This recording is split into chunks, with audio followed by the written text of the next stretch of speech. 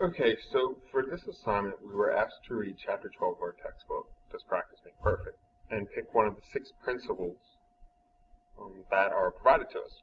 The principle that stood out the most to me and that I wanted to illustrate was providing effective feedback.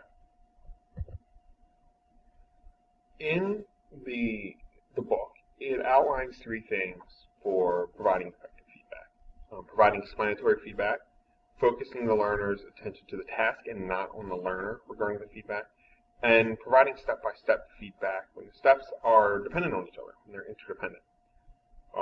So I'm going to show images and talk about it each one. So the first one is provide explanatory feedback. And what it's telling you is basically to give feedback that explains why something is wrong or what they did. If you look at the image on the left, all it's doing is, the person saying, you're doing great, providing feedback. Whereas the image to the right outlines, providing effective feedback is you give students a direction for how they're performing relative to the objective of the task. You need to make sure that the feedback aligns with what you're talking about and everything else like that. You don't want it just to be, hey, you're doing good, good job. You need to say, hey, you're doing well, these are the things you did well on, or you're doing poorly, maybe you should improve on this. You need to give a reason for it. The next piece was focus learner attention on the task and not the learner.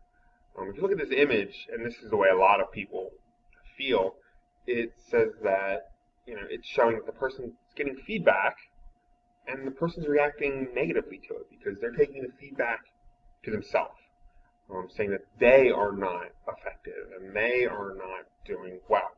But what it's telling you, and what this goal is saying, is focus the attention on the task, not the learner. Don't say, you did this, you need to fix this, but it's saying, the task is asking for this, the task, modifying this to the task, these are what the task is asking for. You're not looking at the person saying, you need to improve this.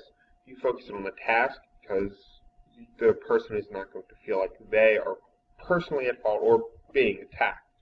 And then the last step that it provides is to provide step-by-step feedback when the steps are interdependent, which it's basically showing that you should provide step-by-step. It's like in math. You show the work. If you get one piece wrong with a step, you're going to possibly get everything else wrong. So you want to make sure that you do provide step-by-step feedback. And the book also mentions that we should provide feedback, correct, incorrect, provide a sufficient explanation, make sure we focus the task, the feedback on the task, and especially don't give feedback that is very general. Well done, or just a grade. You need to give an explanation.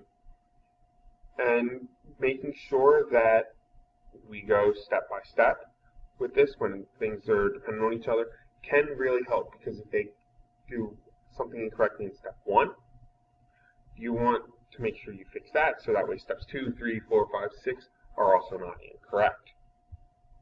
And this is what I got out of reading from chapter 12, and I hope these images and this explanation kind of help explain what the book was trying to get across to us in this chapter, especially with this principle, which is an important principle for teachers and bosses and supervisors to remember.